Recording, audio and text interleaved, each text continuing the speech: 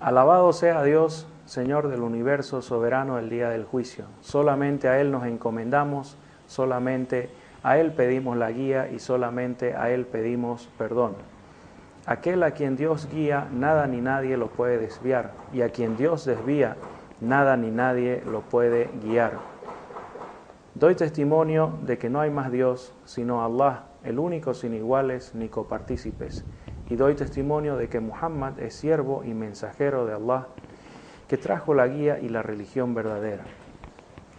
Ahora hablaremos sobre un tema que es muy común y muy frecuente en Latinoamérica, algo que prácticamente se lo asocia siempre con la cultura latina, es decir, la cultura de origen romano.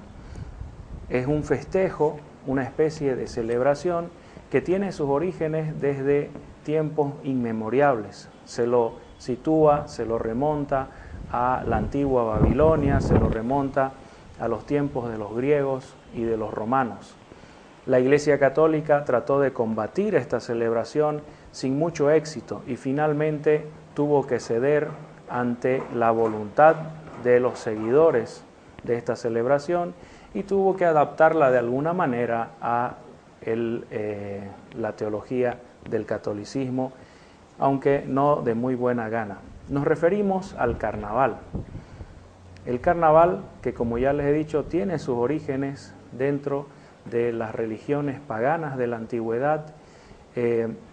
Se habla de que tiene un origen en una celebración a Baco, otros hablan de Saturno, en fin, dioses de los romanos y de los griegos, y que también incluye a una deidad o semideidad que es el rey Momo, que es una especie de dios de las burlas, del vino y de los borrachos, similar al Baco de los griegos y los romanos.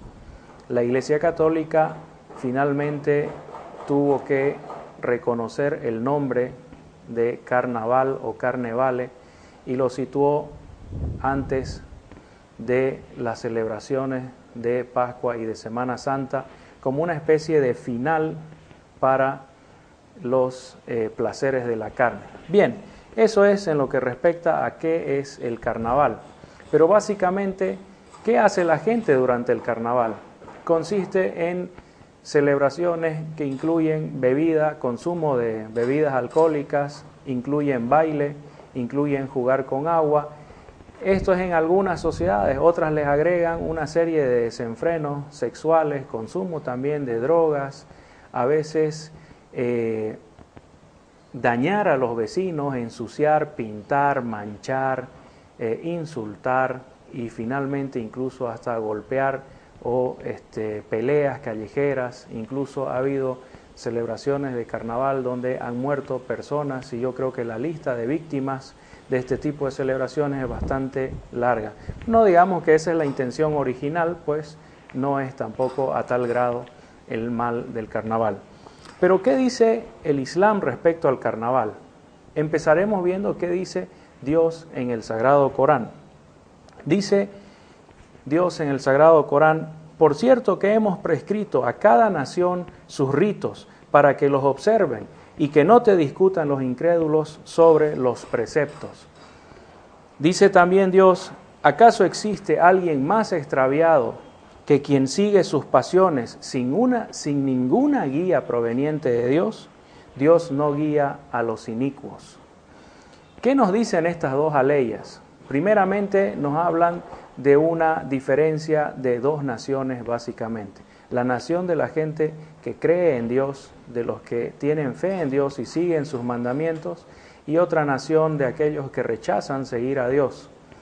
Y en la segunda leya nos dice que este grupo de personas que rechaza seguir a Dios está cayendo en un desvío muy, pero muy evidente, y que es el peor de los males tratar de actuar sin guía, sin la orientación de Dios, que es nuestro Creador.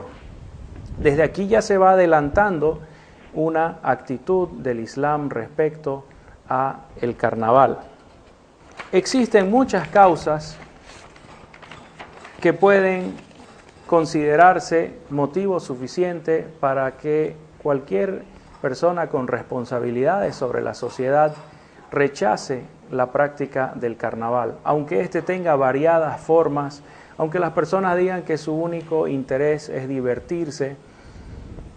Citaremos algunas de estas causas. Como ustedes verán, el carnaval no existía en el mundo islámico y hasta hoy prácticamente no existe como una institución de la manera que existe en Europa o en América.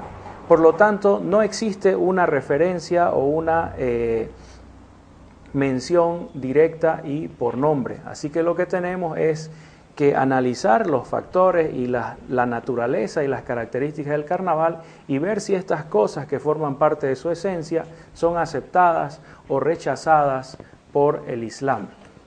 Primeramente mencionamos que dentro de la esencia del carnaval está la idolatría, es decir, que desde su origen el carnaval está asociado con cultos idólatras y que de ninguna manera es un festejo o una celebración monoteísta. Dice Dios en el Sagrado Corán: ¿acaso los idólatras tienen cómplices que les han establecido preceptos religiosos que Dios no ha permitido? Aquí se ve claramente que si Dios no es el que origina el precepto religioso, este precepto, por más que se cumpla religiosamente cada año y la gente se preocupe mucho, nunca va a ser aceptado por Dios. Segundo, tenemos el tremendo y fuerte consumo de alcohol y otras drogas que se realiza durante los días del carnaval. La gente no necesita estar en carnaval para consumir bebidas alcohólicas, embriagantes u otro tipo de droga, pero sí lo hace en el carnaval de manera insistente y casi obligada. Entonces es correcto asociar este festejo con el consumo de bebidas alcohólicas. Otra característica contraria a lo que enseña el Islam es el tema de la fornicación y el adulterio. También se podría decir que la gente no necesita esperar a que llegue el carnaval para fornicar o para cometer adulterio, que lo puede hacer cualquier día. Pero resulta que en este festejo se dan estas dos acciones que son rechazadas por la religión islámica, se dan de una manera prácticamente frecuente, pública, enfrente de la mirada de todos. Y eso es otro de los motivos por el cual el Islam rechazaría el carnaval. Después tenemos que es una ocasión de proliferación de enfermedades venéreas. El problema es real, los mismos gobiernos son conscientes, no es noticia nueva que algunos gobiernos, algunas autoridades deban distribuir preservativos, por ejemplo, durante los días de carnaval. Después vemos que también el carnaval es origen de muchos embarazos no deseados. Aquí igual se puede decir que los niños que no son deseados por sus padres pueden originarse, pueden hacerse en otros días del año. Pero no es un secreto que 9 meses después de carnaval aparece gran cantidad de niños, no aparecen, ¿no?, sino que nacen gran cantidad de niños que fueron hechos en la fecha de carnaval y finalmente vivirán una vida difícil, no serán queridos por sus madres que generalmente no están preparadas para criar a los hijos, están preparadas para hacerlo pero no para criarlos.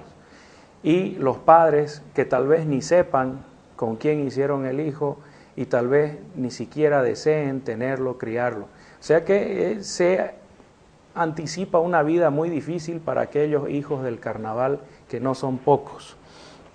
También se menciona que en muchos países, especialmente en los países latinoamericanos, la gente gasta dinero excesivamente en el carnaval. Compran sus casacas, compran su bebida, compran sus uniformes, máscaras, antifaces, en fin, hay una serie de equipo necesario para la celebración del carnaval.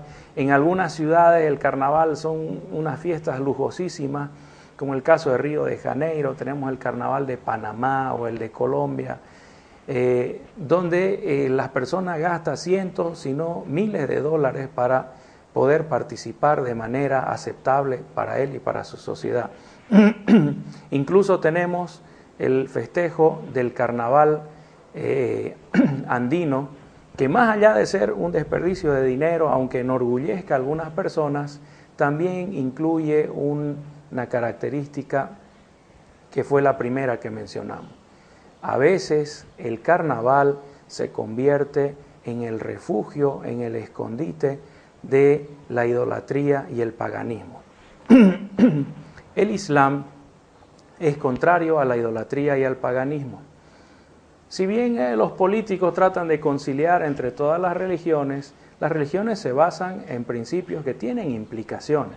Es decir, una religión monoteísta no verá de ninguna manera con agrado que cultos idólatras o paganos se camuflen o se escondan en festejos como el carnaval. Para nadie es un secreto que los carnavales andinos, por ejemplo, están íntimamente y seriamente relacionados con la idolatría telúrica, es decir, la adoración de las montañas y los espíritus de las montañas y los espíritus de la tierra, etcétera, etcétera. ¿Cómo llegó a darse esto? Es difícil plantearlo. Si la gente será culpable o no, esa es otra cosa, pero lo cierto es que por estos motivos mencionados hay un consenso entre los eruditos, entre los juristas del Islam, en que ningún musulmán puede participar ni puede festejar, peor aún promover esto que se llama carnaval en nuestros países.